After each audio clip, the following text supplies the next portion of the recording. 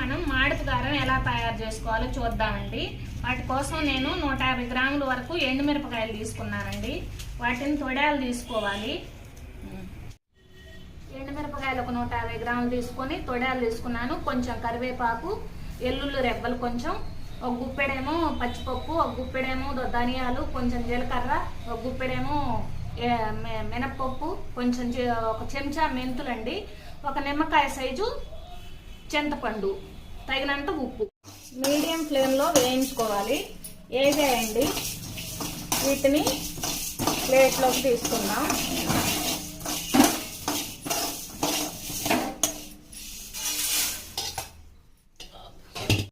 అదే బాండీలో ఎండుమిరపకాయలు వేసుకున్నాను. కొంచెం ఒక స్పూన్ ఆయిల్ వేసుకున్నాను. వీటిని కూడా దోరగా వేయించుకోవాలండి.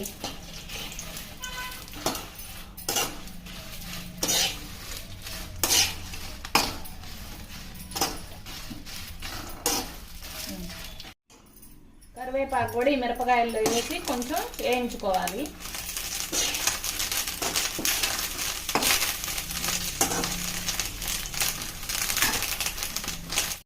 వేగాయండి మిరపకాయలు, స్టవ్ ఆఫ్ చేసుకోవాలి. ముందుగా ఈ తీసుకున్న దినుసుల్ని మిక్సీ జార్లో వేసుకోవాలి. మిక్సీ జార్ పొడిగా ఉండాలండి, తడి లేకుండా. ముందు వీటిని గ్రైండ్ చేసుకోవాలి. ఈ విధంగా గ్రైండ్ చేసుకున్న తర్వాత వీటిలోకి ఎండుమిర్చి వేసుకోవాలండి. దీనిలోకి ఈ పొడిలోకి ఎండుమిర్చి వేసుకొని దాన్ని కూడా గ్రైండ్ చేసుకోవాలి. కొంచెం ఉప్పు కూడా వేసుకోవాలండి, తగినంత ఉప్పు వేసుకోవాలి. ఉప్పు వేసుకొని గ్రైండ్ చేసుకోవాలి.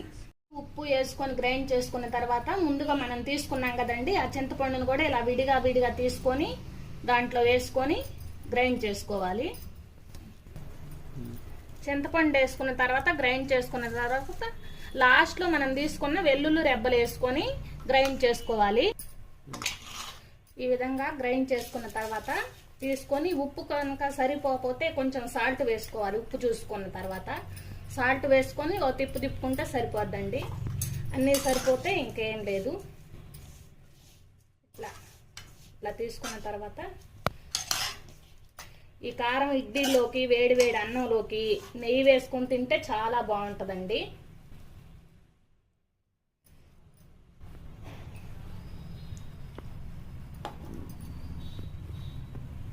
ఉప్పు వేసుకొని గ్రైండ్ చేసుకున్న తర్వాత ముందుగా మనం తీసుకున్నాం కదండి, ఆ చింతపండును కూడా ఇలా విడిగా తీసుకొని దాంట్లో వేసుకొని గ్రైండ్ చేసుకోవాలి. చింతపండు వేసుకున్న తర్వాత గ్రైండ్ చేసుకున్న తర్వాత లాస్ట్లో మనం తీసుకున్న వెల్లుల్లి రెబ్బలు వేసుకొని గ్రైండ్ చేసుకోవాలి. ఈ విధంగా గ్రైండ్ చేసుకున్న తర్వాత తీసుకొని ఉప్పు కనుక సరిపోతే కొంచెం సాల్ట్ వేసుకోవాలి. ఉప్పు చూసుకున్న తర్వాత సాల్ట్ వేసుకొని ఓ తిప్పుకుంటే సరిపోద్దండి. అన్నీ సరిపోతే ఇంకేం లేదు.